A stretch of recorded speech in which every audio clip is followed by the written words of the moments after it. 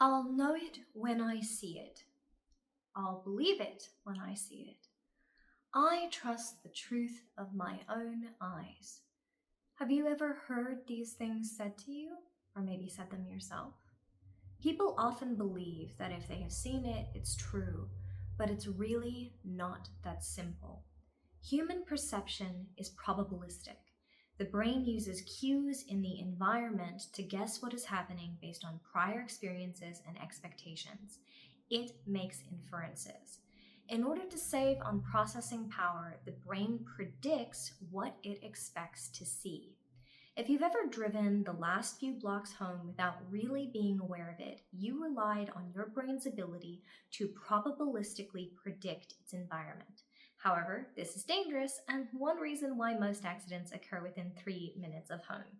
The other being that that's, where you actually tend to drive the most often, both coming and going.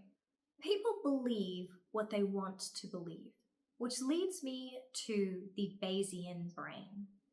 Oh, if only the brain was actually Bayesian all the time. It's not. The 18th century English mathematician Reverend Thomas Bayes came up with a rule for how to update probabilities of certain hypotheses we have about the world and whether they are true given available evidence. In his model, if a person encounters a piece of evidence that proves something they think isn't true, they would update their prior, called posterior in theory, belief in accordance with the new evidence. The modern Bayesian brain model is approximately as follows. It states that the brain is essentially probabilistic and infers truths about both current and future events based on beliefs about prior events. In the case of current events, for example, we are essentially basing near-future facts upon recent past observations. For example, the wall was blue when my eyes swept over it, so it is currently blue. I have not encountered walls that rapidly change color on their own, therefore I believe this with a fairly high probability. Near past events would then be used to update the internal statistical models that the brain is using to make its predictions.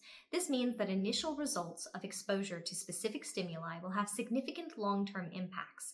For example, the first pan on a stove that I touched burned me. I should always avoid touching pans on the stove until I can determine whether they are hot or cold. However, sufficient sensory data points, or crucially, sensory data points obtained within a distinct knowable subcategory, can either change the probabilistic conclusions or trigger a new probability schema. For example, if the next 10 pans on a stove that an individual touched were not hot, the model would swing. Alternatively, after touching a single pan that had been placed on a stove, a new schema, consequences of touching a pan that was just put down, can be created. So for example, rather than all stoves in general, but this hot pan I just put down, a little different probabilistically in the brain. This model is intrinsically a top-down model of cognition, meaning that it assumes that current stimuli will be evaluated based on prior experiences and/or knowledge. Most people have at least some form of a Bayesian-style brain at work within their heads.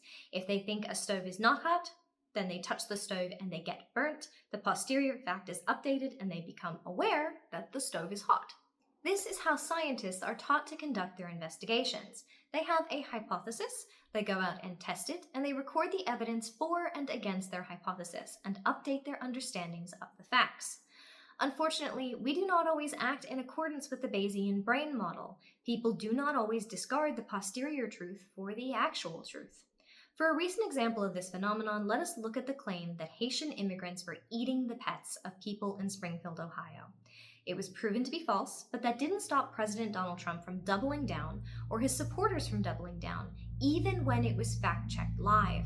That intentional disinformation was then used as propaganda to support Trump's campaign. Another example can be seen with Sean Spicer claiming that more people attended Donald Trump's inauguration than any other presidential inauguration in history. The claim was demonstrated to be false, but that doesn't stop people from believing it. Obama had a larger crowd for his inauguration, which is visible in pictures of the two events. Two researchers, B.F. Schaffner and S. Lux, surveyed 1,000 Americans in 2018 by showing them photographs of Trump's inauguration crowd and Obama's inauguration crowd. One group was asked to identify which belonged to Trump and which belonged to Obama, and 41% of Trump voters gave the wrong answer. Another group was then asked a simpler question. In the photos of the two inaugurations, which one had more people in it? 15% of Trump voters insisted that his inauguration photo, which clearly had fewer people in it, had more people in it. Sean Spicer did eventually recant his claim and admit to regretting making it. This leads us to the motivated brain hypothesis, which is the idea that our basic cognitive processes are influenced by our own motivations. People believe what they want to be true. Unlike the models which say that the brain makes mistakes because it is filling in the gaps, although that is still true in the motivated brain hypothesis, this includes the idea that the brain is selectively, and sometimes even consciously, prioritizing or rejecting evidence in a way that supports what a person already believes. Everyone has motivations. Survival is our most basic one, which turns into motivation to find water, food, shelter, etc. But our entire lives are built around more than just survival. Many people have goals beyond just enduring another day. Many people desire to lead meaningful lives. One idea on how to combat the motivated brain theory of misinformation is to be motivated to learn the truth, which is referred to as having an accuracy motivation. But disinformation is often structured to take advantage of accuracy motivation in order to deceive, such as can be observed in QAnon spaces online. Another way to combat people seeking the truth is to simply bombard them with too much information to make purposeful selections based on intentional motivation, forcing people to fall back into unconscious motivation. Our brains will have to be selective on what information to include if there is just too much information, as otherwise there is not enough cognitive bandwidth to function. So what is cognitive bandwidth? Cognitive bandwidth refers to our brain's capacity and our ability to pay attention, make good decisions, stick with our plans, and resist temptations. It correlates with intelligence and mental performance, ability to reason, impulse control, and success when control is needed. The more stress a brain is under, the more it relies on shortcuts. The term bandwidth refers to two broad and related components of mental function. The first is cognitive capacity, the psychological mechanism that allows a person to solve problems, retain information, engage in reasoning, and have fluid intelligence, the ability to think and reason abstractly. The second is executive control, which allows a person to manage their other cognitive activity, which includes the ability to plan, pay attention, initiate, and also inhibit actions. These are both multifaceted. Scarcity and trauma affect both. A broadly accepted measure of fluid intelligence is the Raven's Progressive Matrices test, which was developed by the British psychologist John Raven in the 1930s. Senthil Mullainathan and Eldar Shafir and their graduate student Zhiyang Zhao used this test to observe how scarcity affected cognitive bandwidth, specifically the fluid intelligence portion of it. Their subjects were then divided based on their wealth. Half of the participants were presented with hypothetical scenarios, one of which was to imagine that their car needed a $300 service, with the auto insurance covering half of the cost. The participant would need to decide whether to go ahead and get the car fixed or take a chance and hope that waiting doesn't cause further damage. They were asked to contemplate how they would go about making that decision and whether or not it would be an easy or difficult decision to make. They were then given a series of Raven's matrices problems to solve.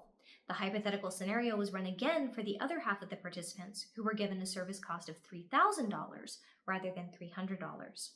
Perhaps unsurprisingly, the change affected the two groups differently. Whether it was $300 or $3,000 didn't impact those who were financially well off. For those in the medium income range, the $300 charge wasn't too bad, but the $3,000 expense was. The more financially well-off participants did not struggle with the Raven's matrices problems, but those who were distracted by worrying how they would handle an unexpected car service cost performed significantly worse on the problems. They were preoccupied by scarcity, which lowered their fluid intelligence scores. Raven's matrices problems measure fluid intelligence, which is a direct analog to IQ.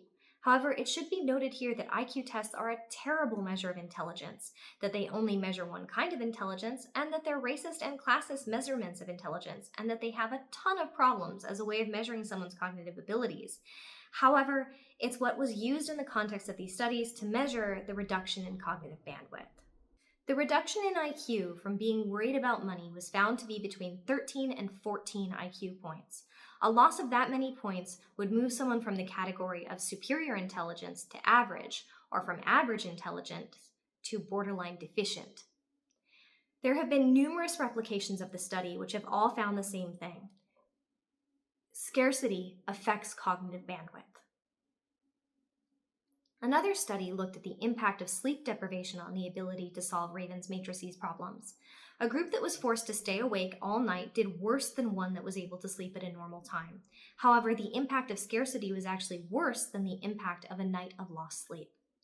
Another component of cognitive bandwidth is executive control, which contributes to self-control and allows us to direct our attention to specific things and to control our impulses. One study performed in 1999 by the Stanford University professor Baba Shiva asked participants to remember numbers. Some were asked to remember only a 2-digit number, while others were given a much longer 7-digit number to remember. They were then led to a lobby to wait for further testing. In the waiting area, there were snacks provided, allowing participants to choose between slices of cake and fruit. The participants tasked with remembering a 2-digit number chose fruit most of the time, but those asked with remembering a 7-digit number chose cake 50% more often. Another study had participants, white Australian students, remember an 8-digit number while being served food that they might find disgusting. The food was a chicken foot cooked in the Chinese style, claws included, served by a Chinese experimenter in order to create social pressure to behave without giving insult. The participants who were not asked to remember the large number were able to maintain composure and keep their thoughts to themselves. Those tasked with remembering the 8-digit number were much more likely to blurt out rude comments, including at one point, "This is bloody revolting." Sendhill, Mulanathan, and Elder Shafir repeated their earlier test with hypothetical financial scenarios and then tested participants on impulse control rather than fluid intelligence, and found again that scarcity impacts cognitive bandwidth. Those stressed about financial matters were significantly more impulsive. Sendhill, Mulanathan, and Elder Shafir also tested how scarcity affects cognitive bandwidth outside of the confines of an experimental environment, while doing fieldwork in India alongside economist Anandi Mani of the University of Warwick in England. The farmers were paid at harvest time one lump sum, in contrast with other workers in India who were paid regularly. The farmer has to make the sum last for months. For some months there is enough money, but as time goes on, there is less and less left. The researchers were concerned that the study might be affected by the tendency for festivals and weddings to occur during harvest months, so they specifically looked at sugarcane farmers. Sugarcane has to be crushed and the juice extracted, then the juice is evaporated, leaving sugar behind. Because the factories can only process so much at a time and the crops would rot if they were left to sit, the farms all harvest in rotating harvest cycles. One farmer may have just sold his entire crop, while another is still growing his. The farmers faced more financial difficulty right before their harvest when the money has run out from the last one. During that time, 99% of them took on loans and 78% of them pawned items. The farmers were given Raven's matrices task to measure fluid intelligence and the Stroop task to measure cognitive and executive control.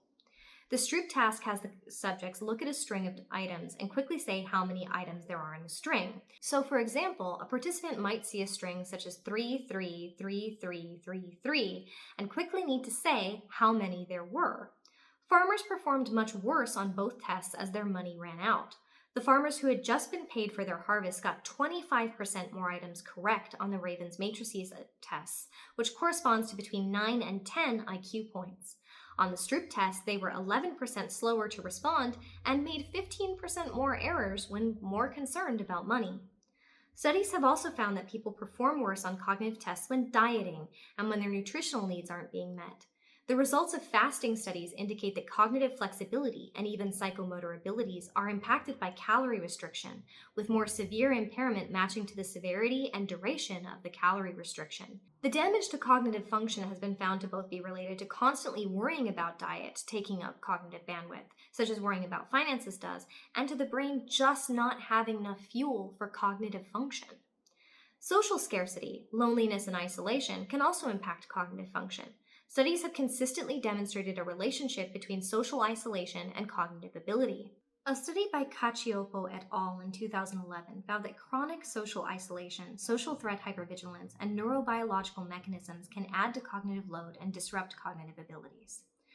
A study by Wilson et al. In 2007 found that loneliness in older adults caused decline in multiple cognitive abilities, including global cognition, semantic memory, episodic memory, working memory, visuospatial ability, and perceptual speed.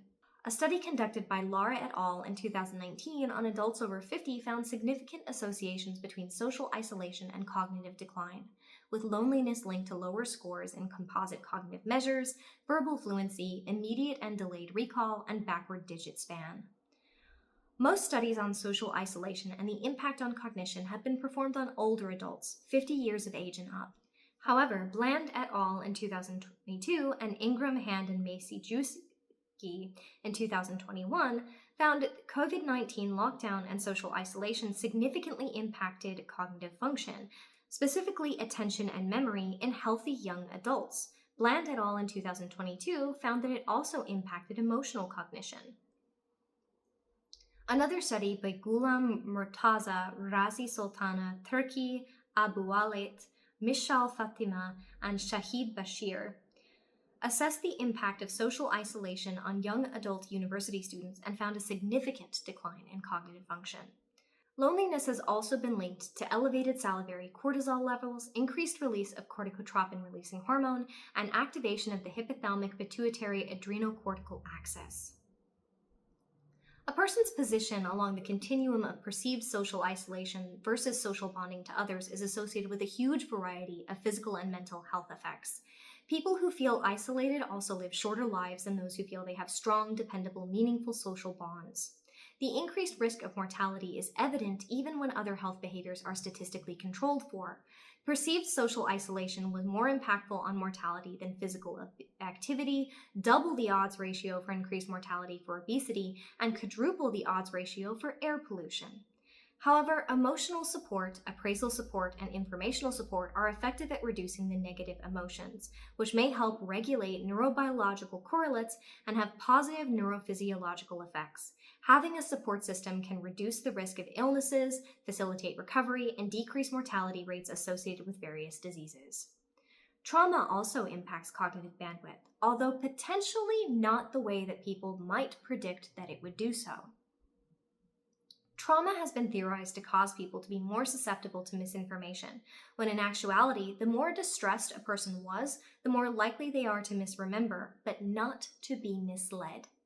Trauma and distress impact the memory of consistent details, but reduce susceptibility to misinformation about that event. There is a social impact on the memory of a traumatizing effect. The more distressed individual may endorse more inaccurate descriptions of the traumatizing event. This may indicate that they rely more on the memory of the social group when they do not feel they can count on their own due to distress. However, they are still less vulnerable to the misinformation effect. However, it should be noted that this is a time-dependent effect. It has been theorized that avoidance of a traumatic memory temporarily protects that memory from misinformation about that memory, but that long-term avoidance of recalling a traumatic memory results in higher susceptibility to misinformation. Unfortunately, most studies on who is most vulnerable to misinformation don't list trauma as one of the aspects that could impact the participants. Stress in general greatly impacts cognitive bandwidth. An increasing number of people report being incredibly stressed in the Western world, with everything, including cognitive load, scarcity, loneliness, and trauma, adding to that. Confirmation bias. While under stress, the brain resorts to shortcuts, also known as heuristics. The brain reaches for fluency, prioritizing information that is familiar faster than information that conflicts with preconceptions. This shortcut, or heuristic, is called confirmation bias. Information that conflicts with internally consistent beliefs is more cognitively taxing. The state of having to deal with lots of conflicting thoughts is called cognitive dissonance. In 2019, two researchers evaluated how people respond to evidence on global warming. They had liberals and conservatives look at the same graph of annual global temperature change and tracked and recorded their eye movements with a mobile eye tracking device. They then generated a heat map that showed the amount of time participants spent visually dwelling on a section of the curve. Liberals spent more time looking at the rising trend. When researchers then specifically drew attention to the rising trend, which occurs from 1990 onwards, as opposed to the flatter phase, 1940 to 1980s, the liberals were more likely to perceive the rising temperatures and act on the information by signing a petition on climate change. But the conservatives did not. Their gaze lingered on the flatter phase, even when directed to perceive the rising temperatures, and they did not act on the information by signing the petition. People are more likely to deprioritize and de-emphasize accuracy as a motivation when there is a social element. We explored how isolation and perceived loneliness impact cognition, but it is also true that seeking to alleviate feelings of isolation and stay in a social group can lead to increased bias in perception. People often don't intend to be deliberately malevolent in their confirmation bias, but rather, they want to belong to a group. They derive their identity from that group, leading to increased cognitive dissonance when they encounter information that goes against that identity. Echo chambers also impact the tendency to cling to inaccurate information and reject information that contradicts it. Rather than the desire to deliberately distort evidence in order to fit in, people may reject evidence that contradicts what everyone familiar to them treats as factual. They may only be exposed to one or a few sources of information on a topic and thus believe that they are actually being accuracy motivated. The more their social group gets all their information from the same source, the more that source repeats it, the more all of this works together. Fluency, accuracy motivation, social motivation, it all reacts together to create an entrenched cognitive bias. We are going to get into echo chambers as a separate topic in the Misinformation and Disinformation class series. It is upcoming, and we're going to get into how they form and why they are so dangerous. Dan Kahan, professor of law and psychology at Yale University, researches identity protective cognition, also called cultural cognition. He proposes that people are more motivated to protect the values and beliefs that define their commitments to groups that they identify with and consider their community. He claims that people use their reasoning to distort evidence so that it supports their continued identity as a member of that group. Our knowledge is community-based. If it comes from what is perceived as a credible source by our community, and if all of our community agrees with it, so will we, even when given evidence to the contrary. Dr. Sander van der Linden and his graduate student Cecil Trauberg showed liberals and conservative sets of headlines, some of which were false and some were true, but randomly varied the source so that the same headline claimed to either be from a conservative news source or a liberal one. Liberals were more likely to rate misinformation as true if it came from a liberal source, and conservatives were more likely to rate it as true if it came from a conservative source. They both rated news organizations that fit their own cultural biases as being more credible. Some research also indicates that people may deny facts not because they believe them to be false, but because they are averse to the implications. For example, they may actually know the fact that wearing a mask reduces disease transmission, but refuse to acknowledge that they know that fact because they personally do not want to be inconvenienced by it. Intriguingly, it isn't always that people don't know the facts. They sometimes know the facts but resist recognizing them. This can be demonstrated using monetary incentives. Political scientist John Bullock found that survey respondents give more correct, factual answers on political questions when they are paid according to the number of correct answers that they get. This may indicate that people are more likely to give in to their cognitive bias when incentivized to do so, and less likely to do so when incentivized to do so. If they have no incentive to keep their biases under control, they won't. Dr. van der Linden replicated these results in his own studies as well, finding that a monetary reward causes people to make fewer errors and reduces political bias on both sides. Dr. van der Linden theorized this was proof that people, when properly incentivized, temporarily forego their ideological commitments. People conceal or set aside their political views in exchange for money on an ongoing basis as workers in the capitalist system. Another theory is that people aren't actually betraying or giving up on their ideological bias, but rather pretending to do so because then they get paid. It may also indicate that incentives actually increase cognitive load, making them less prone to go for the familiar and easy false answer and more likely to recognize the correct one. Unfortunately, this extends beyond selectively perceiving evidence. Some people unintentionally selectively accept evidence that supports their worldview. Some people, however, become even more extreme in their cognitive bias when exposed to evidence that disconfirms their belief. This is called the backfire effect or belief polarization. The terms confirmation bias, motivated reasoning, and belief polarization get mixed up in popular media. The book Foolproof: Why Misinformation Infects Our Minds and How to Build Immunity by Sander van der Linden included a handy diagram of the terms on a spectrum. The level of danger is marked with the triangle warning sign with an exclamation mark inside it, on a scale between intuitive and deliberate, common and rare. The graph assumes the intuitive biases are common and deliberate biases are rare. That is not necessarily a correct assumption. The far end of the spectrum in his graph would be full-on intentional embracing of conspiracies and disinformation, which is also no longer particularly rare. However, not every study verified the existence of the backfire effect. In one study, researchers enrolled over 10,000 subjects and tested factual corrections on 52 contentious issues, including abortion, guns, and immigration. They could not replicate a single instance of the backfire effect. They concluded that, by and large, citizens heed factual information, even when such information challenges their ideological commitments. A study conducted by Dr. van der Linden, conducted with his colleagues at Yale University and George Mason University, also examined the backfire effect in the context of global warming. They wanted to disentangle the two competing ideas, that people were motivated by accuracy but duped by misinformation and would change their beliefs if given the opportunity to do so, and that people were not motivated by accuracy and would reject evidence that was not aligned with their own beliefs. In a sample of 6,000 Americans, they found evidence of both. They also found that politically conservative people were less likely to acknowledge the scientific consensus on climate change, but that the higher educated they were even less likely to accept it. They then randomly exposed half of the sample, 3,000 individuals, to the statement, 97% of climate scientists have concluded that human-caused climate change is happening. Conservatives and liberals did not further polarize when exposed to the evidence, but rather both updated their beliefs to the scientific consensus with no signs of backfire. It wasn't polarizing, but rather uniting. So that would imply that education would help. Does education help with cognitive bias?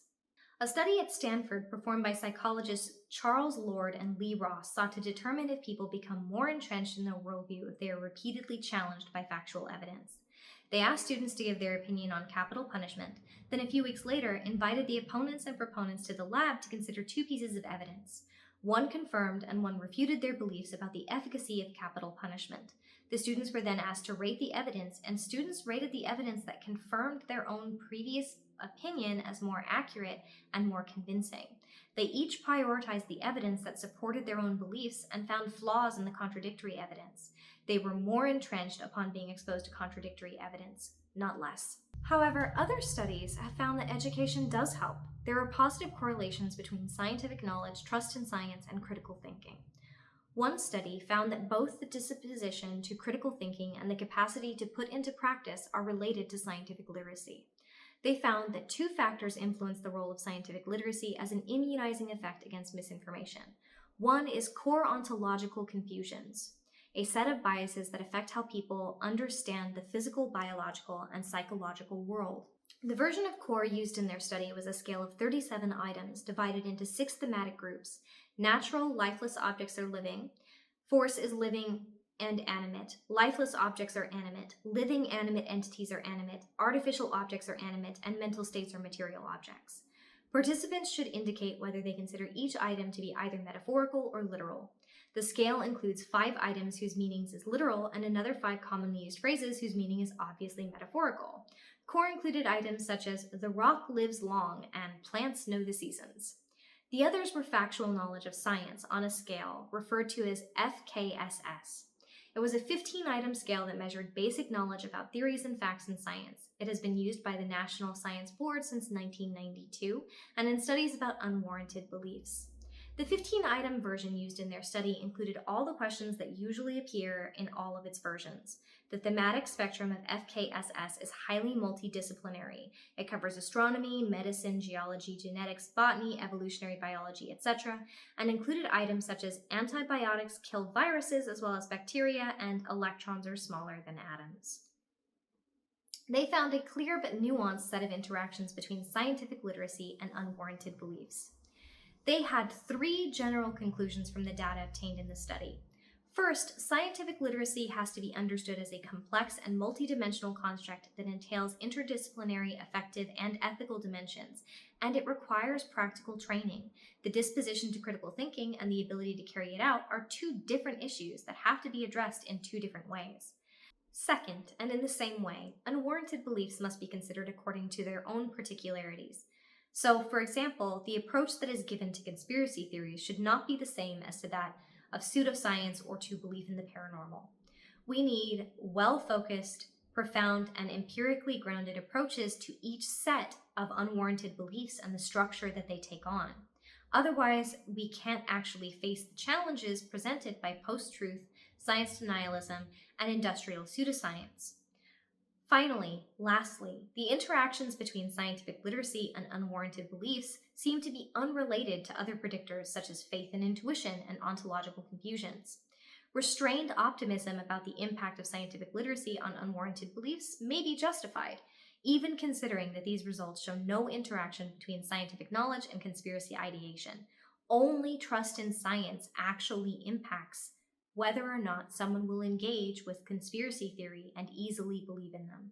Restrained optimism and the interaction between unwarranted beliefs and the disposition to critical thinking is also warranted. They found no interaction between the critical thinking disposition scale, an 11-item scale that measures disposition rather than practical ability to engage in critical thinking, which looks at critical openness and reflective skepticism, such as whether someone checks the credibility of a source before making judgments, and the cognitive reflection test, a 3-item test that proposes mathematical calculations that seem to have simple solutions, but upon longer and deeper reflection, turn out to have a counterintuitive solution, which measures the dependency of subjects to reflect deeply on any problem they are presented with. The CRT predicts analytical cognitive style, the understanding of science, and performance in various cognitive tasks. An example of a question from a CRT test: a baseball bat and a ball cost $1.10 together, but the bat costs $1 more than the ball. How much does the ball cost? People with more intuitive cognitive styles will often respond with 10 cents, but the correct answer is that the ball costs 5 cents. The critical thinking disposition doesn't interact with 3 sets of unwarranted beliefs.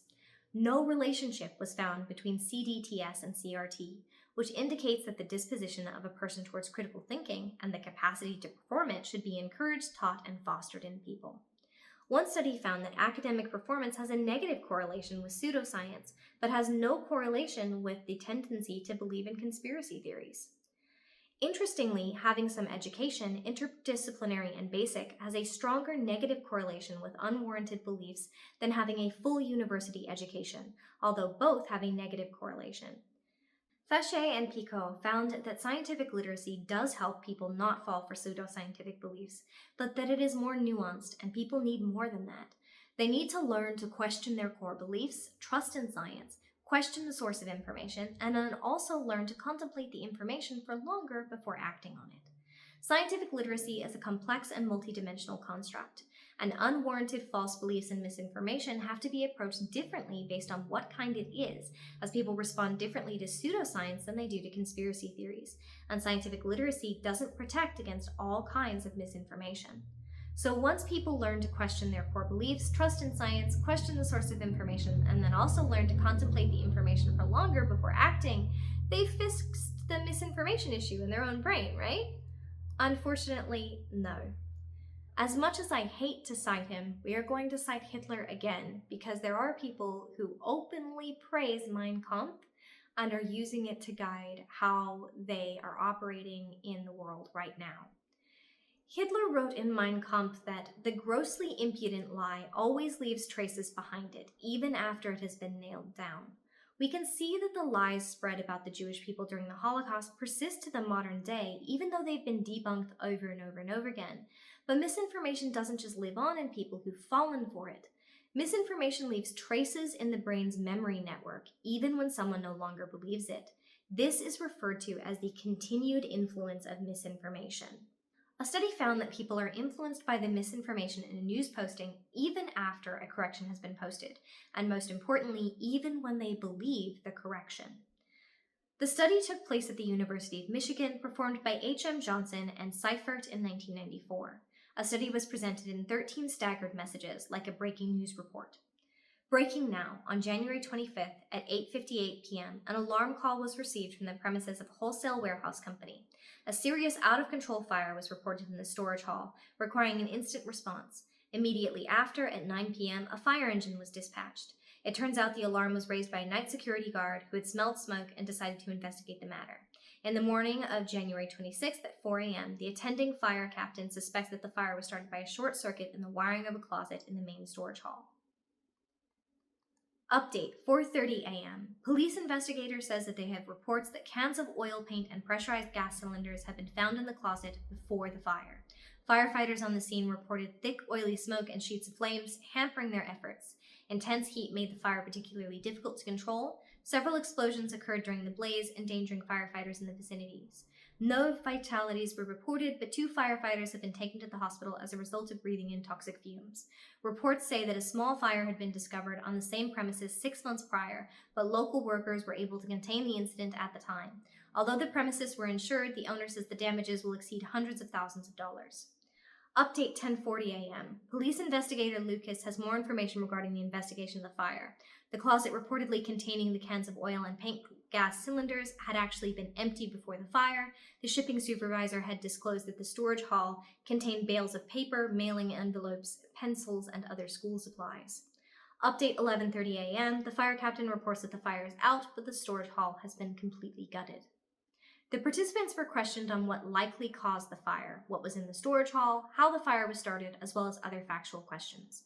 The correction group represented the story exactly as I just read it, eventually learning that the closet had supposedly contained cans of oil and paint gas cylinders was actually empty. No reference whatsoever was made to this incorrect claim in the control group, who were told the closet was empty.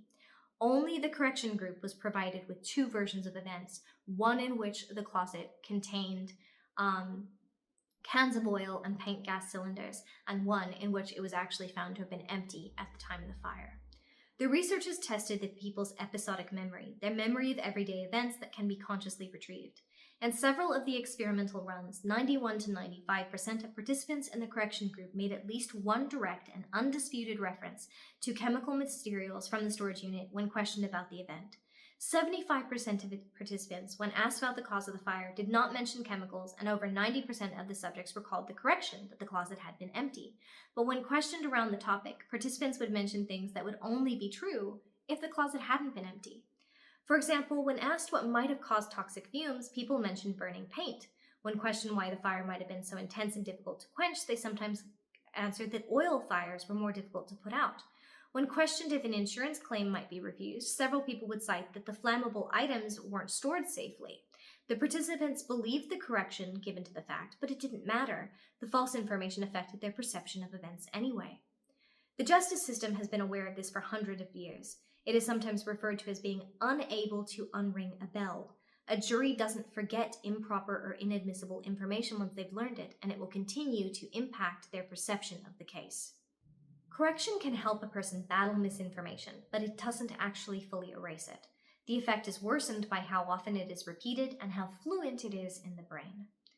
So why do information and misinformation both persist in the brain? Assuming a somewhat Bayesian brain, when people update their mental model, something goes wrong. This is referred to as the model updating account or integration account of how memory storage and retrieval works. Even when misinformation is corrected, if it isn't replaced by an alternative the brain considers credible, the gap in the mental model will allow the misinformation to persist as a possibility. In the absence of a clear alternative explanation, the brain may choose a coherent but incorrect model over an incomplete, incoherent but correct model. The other explanation for why this occurs is that we are selective in our memory retrieval, and that there is possibly some element of personal bias. The selective retrieval model claims that truthful information and misinformation are stored simultaneously and in the same place. When misinformation is corrected, it isn't always adequately activated, acknowledged, and dismissed or suppressed. This happens if someone isn't paying as much attention to the correction as they were to the original misinformation, or if they discredit the correction a little due to their own personal bias, or if they unconsciously discount or dismiss it because it conflicts with their model of reality. Researchers from the University of Western Australia studied what is going on in the brain when we experience conflicting information. They asked 26 people to undergo functional magnetic resonance imaging while listening to narratives that either presented information as factual with no retraction, or corrections, or featured the information being presented as factual and then retracted it as being false. For example, some of the participants were presented with information about a plane evacuation with no reason given for the evacuation. Some were told that the plane evacuation was due to a fire, and then that information was retracted as false. There was no overall increase in neural activity, regardless of whether the information was presented with a correction or not. The researchers found that the retractions triggered less activity in an area of the occipital lobe called the right precuneus, which has previously been associated with memory processes and difficulties in integrating information.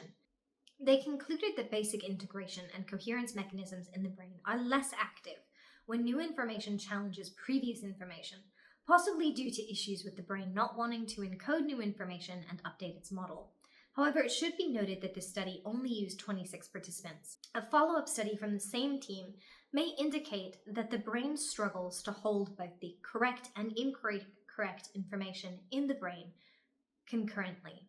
This would possibly indicate that both the model updating and selective retrieval models are correct to a point, and that the problem likely stems from some combination of the two and possibly other unknown ways that the brain processes old and new information. Regardless of which theory is correct, or if it's a combination of the two, combating it seems to work best by avoiding accidentally reinforcing or strengthening the misinformation in a person's memory. Unfortunately, most fact-checking repeats the misinformation while attempting to debunk it. For example, saying vaccines do not cause autism may actually strengthen the mental association that people have between vaccines and autism. However, Dr. van der Linden found in one study that simply exposing people to a post stating that over 90% of medical scientists agree that vaccines are safe and parents should vaccinate their children was effective, and participants were significantly less likely, 30% less likely, to believe in the false claim that vaccines cause autism as compared to the control group. It is better to make the accurate information available and repeat it often than it is to repeat the misinformation every time you make the accurate information available. Even saying the true information twice for every repetition of the false information may help. Unfortunately, it isn't always possible to address misinformation without referring to it. The truth sandwich refers to a technique for addressing misinformation by sandwiching the false claim between repetitions of the correct information, with the meat of the sandwich being explaining why the misinformation isn't correct without repeating it. Additionally, it is helpful to provide a clear, complete, coherent, and credible alternative to the misinformation. And later repetitions of the study with the warehouse fire, if the participants were provided with another theory as to how the fire was started involving an accelerant, they were less likely to still subconsciously adhere to the false information. This also helps in murder trials, where providing another possible suspect in the murder reduces the number of guilty verdicts, often better than presenting other kinds of evidence that a person was innocent. Unfortunately, one isn't always available. Next time, we are going to get into conspiracy theories, echo chambers, recommender systems, and filter bubbles, which are all ways that misinformation spreads like a viral contagion, and how it is propagated and suggested to us so that it can spread more easily. We are trying to reach people with this information. We believe that it can help. Unfortunately, our reach is very small. We have very few subscribers and very few people ever see our videos. You can help drive engagement to our videos by remembering to like and share and to also comment on them. To help you leave us a comment, I'm going to ask you a question about cognitive bandwidth. Now that you know what it is, although you might have before our video, I don't know, and you know that it can be impacted by stress, sleep deprivation, a lack of food, things like that. What do you think most impacts cognitive bandwidth of the citizens of the United States? Do you think it's scarcity? Do you think it's diet culture? Do you think it's exhaustion? Do you think it's stress? Do you think it's trauma? Do you think that there is a dominant impact on cognitive bandwidth from one of these issues? Or do you think that it is a mishmash combination of all of them affecting all of us all the time, making it so hard for us to have our full cognitive bandwidth available to us to combat things like misinformation? Answer that in the comments below, and please remember to like and share. Please be safe out there, everyone. I'll see you next time.